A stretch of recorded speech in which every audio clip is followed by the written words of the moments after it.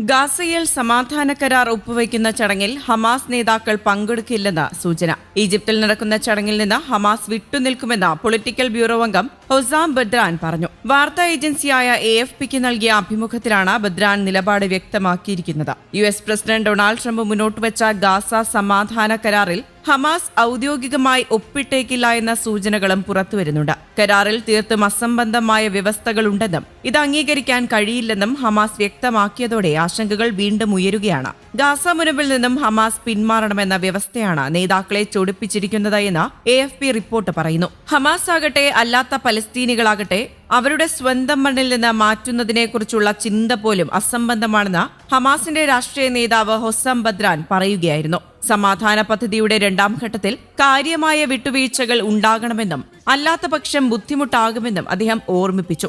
സങ്കീർണമാണ് കാര്യങ്ങളെന്നും ബദ്രാൻ വിശദീകരിച്ചു.